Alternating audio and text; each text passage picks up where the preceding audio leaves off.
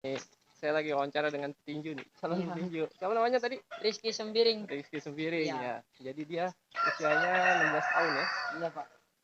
Alasannya nggak sekolah kenapa tadi? Jadi Karena saya sekolah itu kurang bakat. Gitu. Jadi kurang karena saya dulu sekolah nggak bandel, nakal gitu. uh, Makanya saya lebih milih ke tinju. uh, Kan dari tinju juga saya bisa, selain dari prestasi saya juga bisa membanggakan Indonesia begitu. Saya kalau misalnya bawa luar negeri, saya bisa bawa nama Indonesia. Oh gitu ya. Iya. Berarti ada yang sponsorin ya di sini sama bapak ya? Enggak ya? Nggak ada, belum ada. Berarti belum masih ada biaya sponsor. sendiri. Iya, masih biaya sendiri. Jadi nurun dari bapak nih karena dulu bapak sering. Iya, bapak dulu atlet tinju juga. Dia mulai dari kecil udah latihan tinju. Oh gitu. Nanti kalau misalnya tanding, berarti nggak pandang usia ya? Nggak Penting pandang berat usia. badan. Iya, berat badan. Udah ikut kejuaraan sekali ya? Udah pernah. Di Kemayoran. Oh, Kemayoran. Lawan usia berapa tahun tuh? 23. Ah, 23 tahun. Iya. Berat badan sama ya? Berat badan sama. Berat badan berapa? 52. Sekarang 54. Hmm. Nanti kita mau persiapan di Bali, kita mau main 52. Makanya kita lagi turun berat badan ini. Kita kurus banget. kayak orang Maluku, bukan? Iya. Medan. Medan kita. Aduh. Yang kita lama di Maluku sih. Iya, ada setahun juga dulu. Jadi tujuannya biar ngindarin perkelahian. Masuk ke ring tinju lah ya. Ya, masuk ke ring tinju. Karena yang latih siapa tadi? Bapak Thomas Sembiring. Oh, keluarga Sembiring. Iya, keluarga. Kenal sama Tifatul Sembiring ya? Kenal nggak? Pernah dengar nggak? Pernah sih, cuman belum pernah jumpa. Oh iya. Belum pernah ketemu. Iya dia. Iya lumayan itu kalau pengen kenal Tifatul Sembiring. Orang Sembiring juga di sana. Kayaknya orang Medan. Orang Medan kita, Sumatera Utara asli. Jadi ini bentar lagi mau turnamen ke Bali. Iya, turnamen ke Bali. Open turnamen. Iya, semoga aja dapat sponsor ya. Amin. Tadi temennya siapa namanya? Dendi Pratama. Sembiring juga. Iya, semoga dapat jalur prestasi ya. Karena kalau kita nggak lihat ke depan, kita nggak bakalan temuin itu apa yang bakalan kita capai ke depan. Apa itu hal yang baik, apa itu hal yang buruk. Pokoknya kita harus pandang ke depan, jangan pernah lihat ke belakang. Dulu tuh ayah sering berantem nih gimana? Dulu bapak itu nakal Pak, nakal sekali. Jadi karena nggak mau ikutin ayah ya iya, jejaknya. karena nggak mau ikutin ayah, jadi kita lebih milih ke tinju itu. Makanya kita biar tersalurkan ya. Terus sama kayak saya dulu pertama kali datang juga, saya memang seperti ini begitu. Jadi semenjak saya udah ikut 2 tahun, jadi saya udah paham. Jadi kalau selesai sparring begitu, maaf. Kalau mau pulang salam. Tetap ya, habis itu tetap salam, ada peluk. Itu udah diajarin ya? Iya, sportivitas. Gitu. Jadi itu harus ada, itu prinsip atlet seperti itu. Oh gitu. Ya. Makanya saya cuma melihat dia mentalnya bagus. Saya cuma ngelihat itu. Dia mau berantem. Ya, dia cuma mau berantem. Dia bisa berantem, dia jago berantem begitu. Apanya serang terus ya? Serang terus. Counter attack kata-kata. Iya. Jadi kalau yang lembek-lembek, yang bertahan bahaya. Mendingan gak usah aja gitu. Gak usah ikut. Jadi kalau kita setengah hati kalau masuk tinju ini latihan paling berat Pak. Daripada maaf kata ini bukan latihan main-main begitu. Bukan kayak pemain silat itu, bukan begitu. Itu buat ada orang salah guna sih itu. Kadang-kadang orang buat itu cuma buat gaya-gayaan, kalau orang di jalan. Terus? Saya dulu udah 2 tahun Pak. Saya setahun dulu pernah. Saya ikut anak-anak jalanan itu. Mulai dari situ saya berpikir ke depan. Kalau saya mukulin anak orang terus di jalan, apalagi saya bisa bertinju, saya tahu kelemahan dia di mana gitu. Makanya saya lebih milih mending saya, kalau bapak saya pernah bilang, kalau dia laki-laki pakai sarung, main tinju pakai sarung, jangan pakai tangan kosong. Kalau tangan kosong itu maaf kata itu cuma perempuan begitu. Dia cuma nggak bisa main pukul apa, dia pukul sembarang apa segala macam. Jadi harus pakai sarung main di atas ring.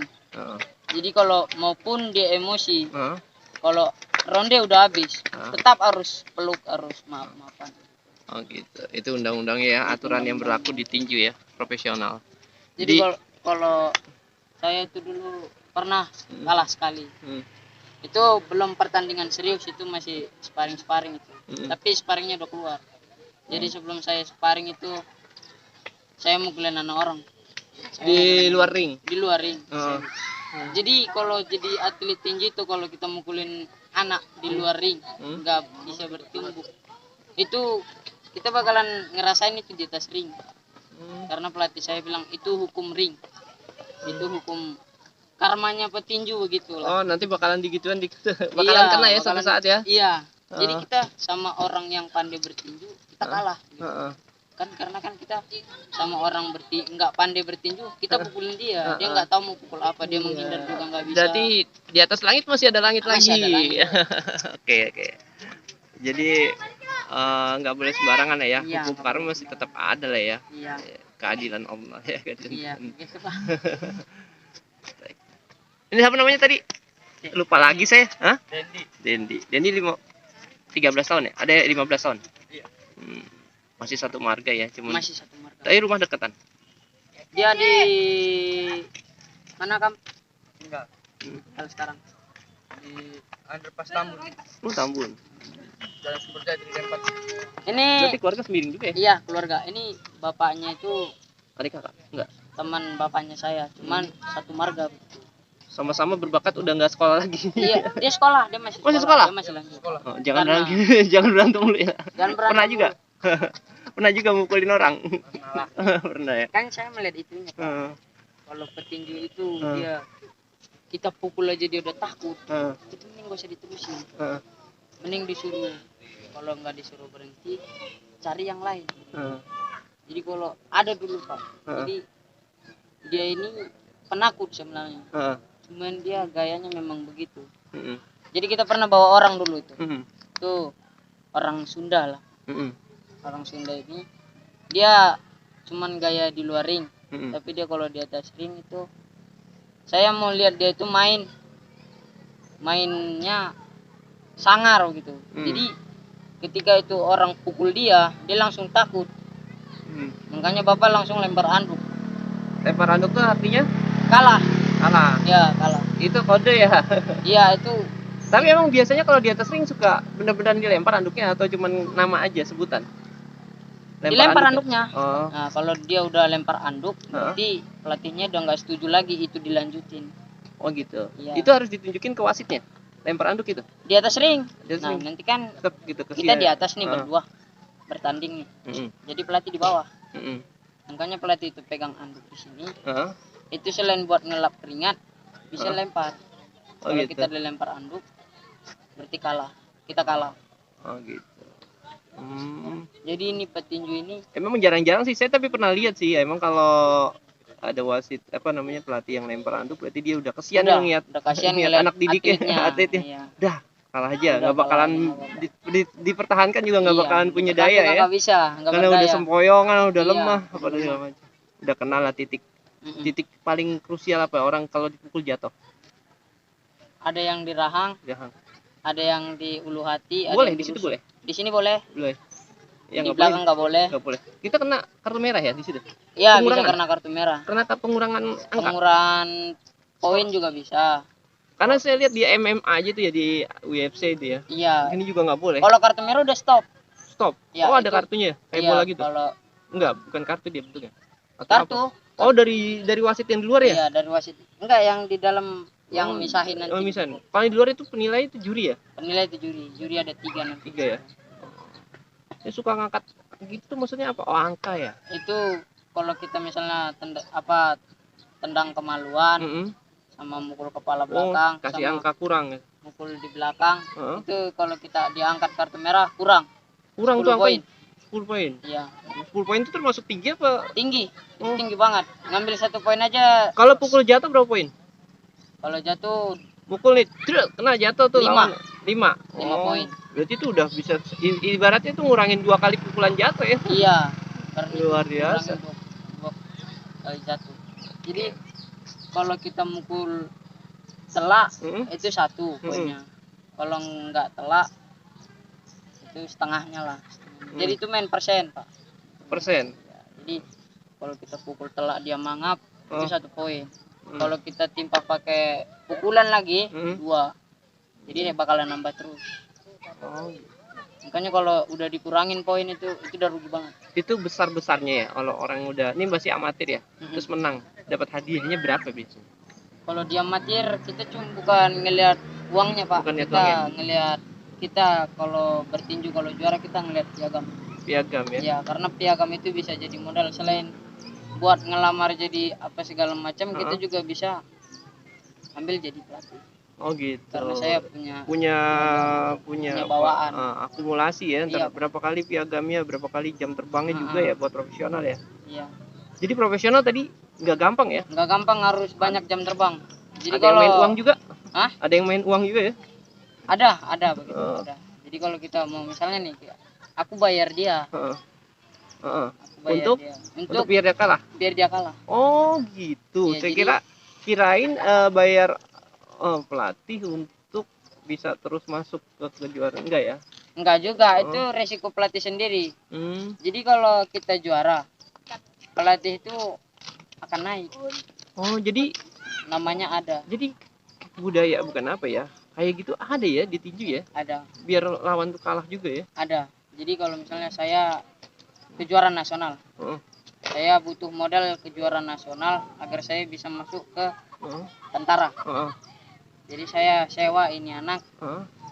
Di ronde berapa kau kalah? Di ronde 3 kalah. Tapi dia memang ada background tinju juga ya? Emang petinju ya? Memang harus petinju.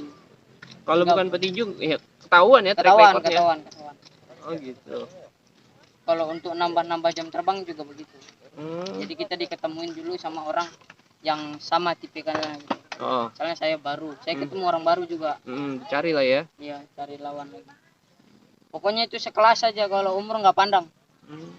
Ya, maupun dia umur 31, saya umur 17 tetap main. Kalau berat badan masih seimbang. Makanya kalau petinju ini lawannya paling berat itu berat badan. Karena itu 1 on aja itu bisa diskor. Kita dibatalin mainnya. Beda 1 on ya? Beda 1 on aja. Iyalah ya, kalau badan besar dipukul kayak apa juga nggak akan goyang. Bahaya.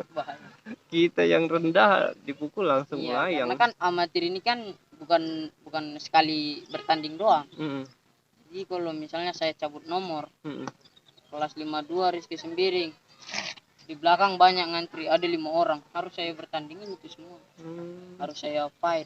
Rizky Sembiring dan Dendi Sembiring. Terima kasih nih percakapannya hari ini. Ya. Ya. Sip.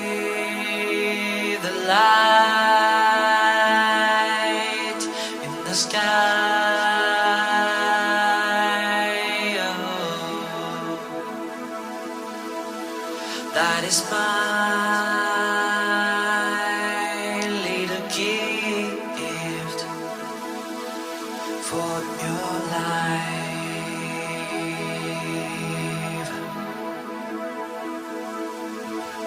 Many times